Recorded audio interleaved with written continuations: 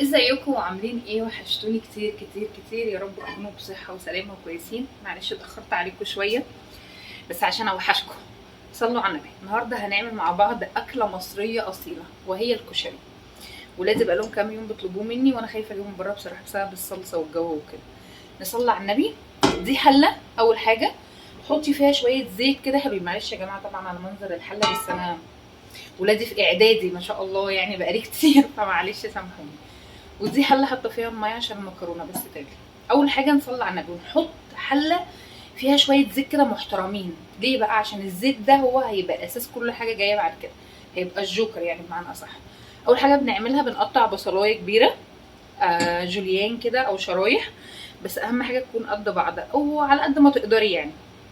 هنحط عليهم معلقه دقيق ومعلقه نشا. تمام كده اهو. انا بس كترت شويه. وتقلبي يا ست الكل. تقلبي وتفرفطيه كده من بعض وتفكفكيه كله كده خالص. يعني ايه؟ ما تسيبيش بصلايه لازقه في بصلايه. تعمليش كده خالص. هنا الزيت بيسخن اهو. ده البصل بعد ما حطيته في الدقيق والنشا ونفضته منه كويس جدا. المهم بتنفضيه ليه بقى؟ علشان خاطر لو حطيتيه بالدقيق والحاجه بتاعته كده في الزيت هيمرمط لك الزيت خالص. هيبهدله يعني. مش هتعرفي تستخدميه. سمي وصلي كده. حطي. انا مش عامله بصل كتير لان احنا اصلا يعني مش بنحب البصل بتاع الكشري. بس احنا بنحطه هنا عشان الزيت ده اللي هعمل بيه بقيه الكشري يبقى طعمه كده فيه ريحه بصل شويه. تمام. نحط كده البصل. استنى ياخد لون. وعقبال ما البصل بقى ياخد لون المهم ما تحرقيهوش بس عشان ما يمررش كمان منك وما يمررش الزيت او يخلي طعمه مش حلو في بقيه الكشري. وعقبال ما الميه بتاعت المكرونه تغلي. ده ربع كيلو عدس متنقي سوري متنقي كويس جدا ومغسول كويس جدا وحطيت عليه شويه ميه. نحطه بقى على النار يغلي شويه يستوي. بس يا جماعه العدس ما تسووهوش قوي لان العدس ما بيستوي قوي صراحه. تحسيه كده مبيض كده وطري قوي يعني مش بيبقى حلو. يعني اسلقيه 3/4 سوا كده علشان خاطر ما يبقاش مهري منك قوي في الكشري ما يبقاش منظره لطيف. بنحط عليه ايه بقى يا ست الكل؟ هتحطي عليه رشه كمون. لو عايزه تحطي رشه ملح قشطه ماشي مفيش مشكله بس عادي ممكن ما تحطيش ملح. بس وتقلبيه كده وتسيبيه يغلي. وبعد ما يغلي هنصفيه ومش هنرمي ميته برضو عشان الميه دي هنكمل بيها برضو بقيه الكشري. وهنا يا ست الكل ده كيلو طماطم غسلاه كويس ومقطعاه طرنشات كده. وهحطه على النار. انا بعمل كده ليه؟ بصوا صلصه الكشري بتبقى محتاجه ان هي تقيله يا جماعه. صلصه الكشري ما بتبقاش محتاجه ان هي تبقى خفيفه كده ما بتبقاش حلوه في الكشري. انت عايزاها زي اللي بتجيبيها من الراجل واحسن كمان هتجيبي كيلو طماطم وتقطعيه كده. وانا حطيت قرن فلفل لان احنا بنحب الصلصه حراقه. انت مش عايزه ما تحطيش. وتسيبيه يا ست الكل على النار من غير ميه ولا اي حاجه خالص ولا اي دش كانك بتصلصلي طماطم بالظبط. تمام. واول ما تغلي وتتسبك معانا هنشيلها ونضربها ضربه في الخلاط وكده حلو قوي. عايزه تجيبي الطماطم وتضربيها في الخلاط وتصفيها ماشي براحتك عادي. كل شيخ وليه طريقه. بس صدقيني دي افضل لك كتير لصلصه الكشري بالذات لانها بتبقى محتاجه تبقى بيوريه كده ما بتبقاش ميه. تمام. ادي البصل يا ست الكل اهو اتحمر.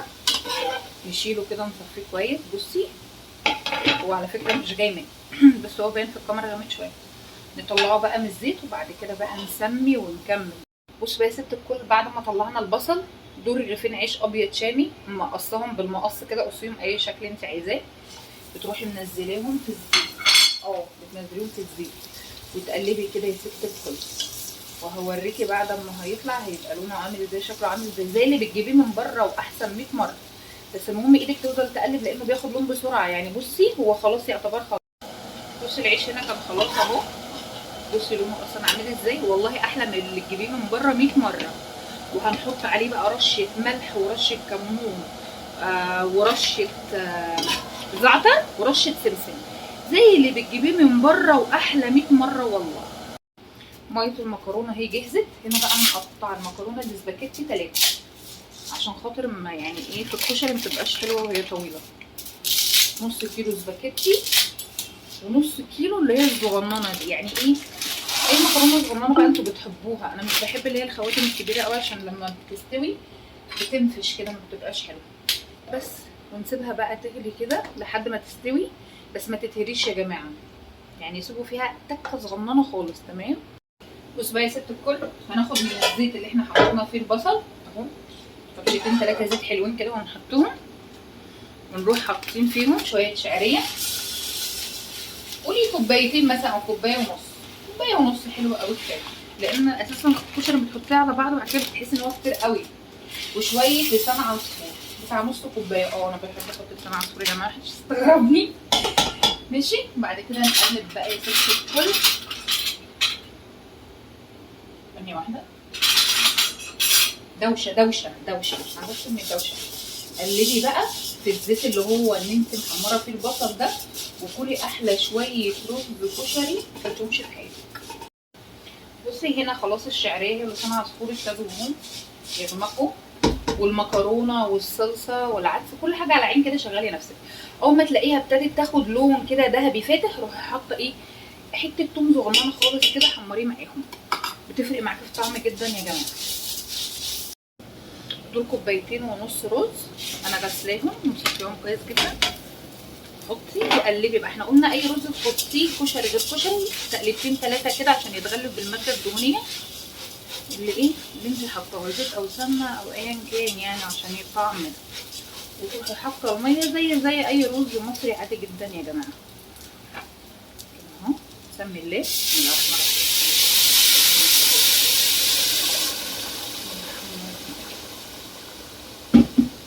بس والعدس اهو استوى 3/4 سوا.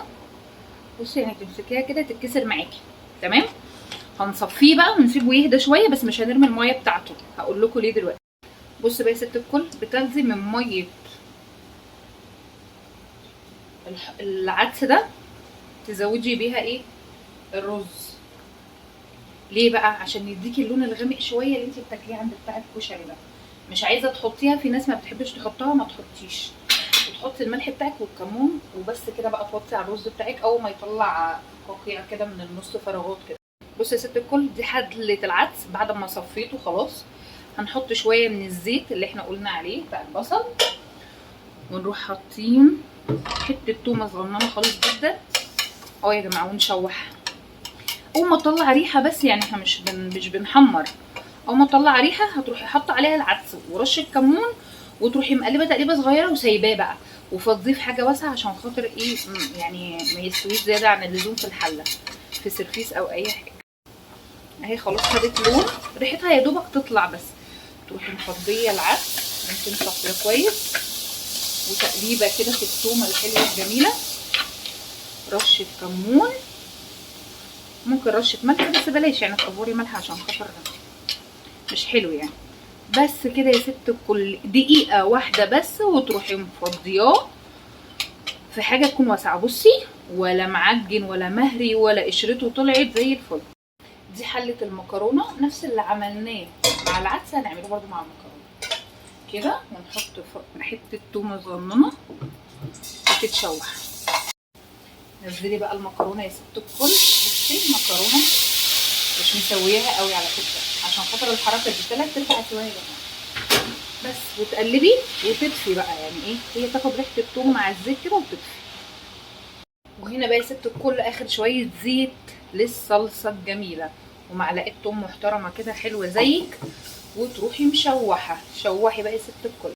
هنا بقى التومه خلاص ابتدت تصفر معانا، خلاص يعتبر الاكل خلص يا جماعه. هنسميين الرز. ما تحرقيش التومه قوي عشان خاطر ما تعملكيش مراره وتعملك حرقان. بصي بقى الصلصه انا ما رضيتش اصفيها والله من الخلاط عشان تشوفيها. اللهم صل على النبي، الله اكبر. بصي نازله تحفه، الله اكبر الله اكبر. معلش يا جماعه اسفين للي حصل.